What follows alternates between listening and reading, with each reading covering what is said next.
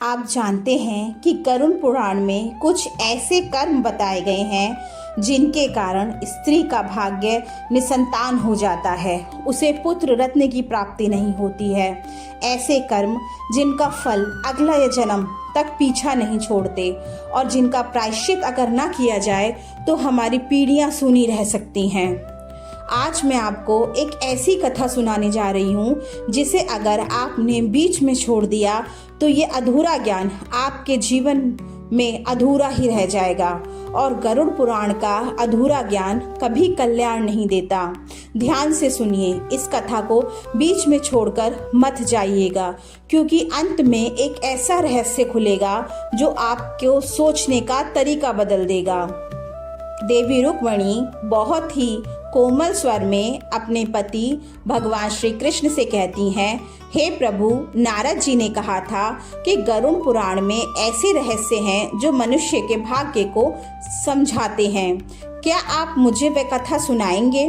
श्री कृष्ण जी मुस्कुराते हुए बोले, रुक्मिणी, ये कथा साधारण नहीं है। इसमें कर्म, अपमान और प्रायश्चित का रहस्य छुपा है।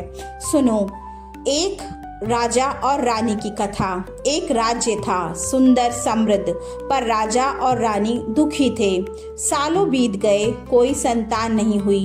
रानी रोज मंदिर जाती, व्रत रखती, आंसू बहाती, फिर भी ईश्वर उसकी मनोकामना को पूरा नहीं कर रहे थे। रानी एक दिन बोली, हे प्रभु, क्या हमारा कोई दोष है? राजा ने कहा, चलो ऋषि मुनि के पास चलते हैं। अब वह ऋषि पास के वन में एक ऋषि तपस्या करते थे, वहीं वे अपनी कुटिया बनाकर रहते थे। राजा और रानी रथ पर सवार होकर उन ऋषि के दर्शनों के लिए और अपने मन में चल रही जिज्ञासा को शांत कराने के लिए उन ऋषि के पास गए। ऋषि ध्यान में बैठे हुए थे। उन्होंने आंखें खोली और कहा, तुम्हारे वर्तमान से अधिक तुम्हारा अतीत बोल रहा है।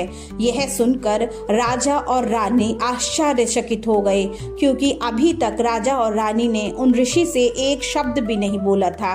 पर राजा और रानी ने समझ लिया कि यह ऋषि त्रिकालदर्शी हैं, भूत, भविष्य और वर्तमान को जानने वाले।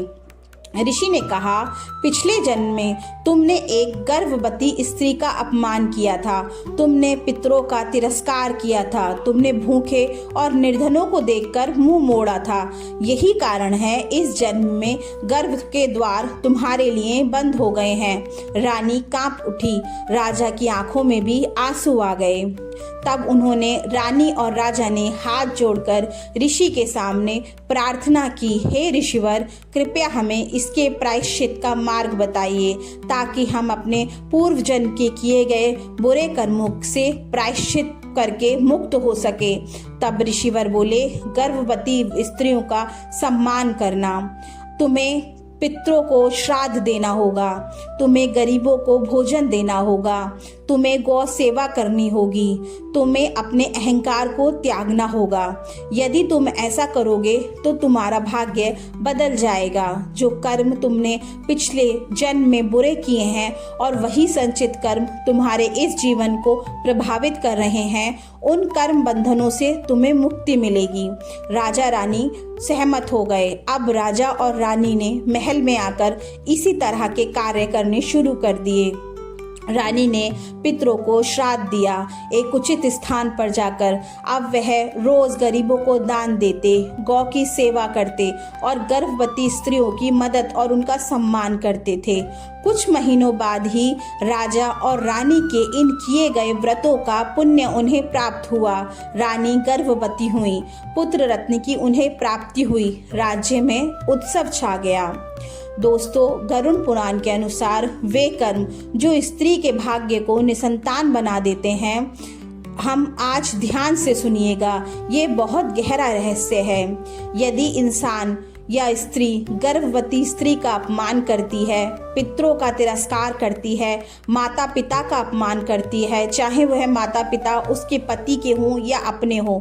यदि वह उनका अपमान करती है, भूखों को देखकर भी उनकी सहायता नहीं करती, झूठी निंदा और कठोर वाणी का प्रयोग करती है, पति का बार बार अपमान करती है, स्त्री होकर स्त्रियों का अपमान करती है, गर्भपात करवाती है, मंदिरों और साधुओं का उपहास करती है, अहंकार और घमंड करती है, तो ऐसी स्त्रियों के बुरे कर्म उनके चरम पर जाकर उन्हें बहुत ही बुरा फल देते हैं। ऐसी स्त्रियां संतान सुख से वंचित रह जाती हैं। ऐसे कर्म बुरे कर्मों की श्रेणी में आते हैं। इसीलिए गरुड़ पुराण कहता है, जो इन कर्मों को हल्का समझता है उसका भाग्य भी हल्का हो जाता है।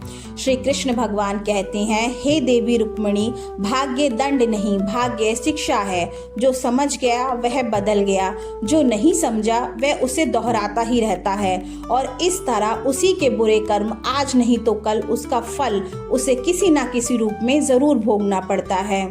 मित्रों, अगर ये कथा आपके दिल को छू गई हो, अगर आपने इससे अपने जीवन का कोई भी उत्तर पाया हो, तो इसे यही मत छोड़िए, इसे शेयर करिए, इसे आगे बढ़ाइए। हमारे इस चैनल को सब्सक्राइब कीजिए ताकि ये ज्ञान आगे भी आपको मिलता रहे। वीडियो को लाइक करें ताकि हमारी इसी तरह की प्रस्तुति हम और ज्ञानवर्धक प्रस्तुति आपके लिए ला सकें।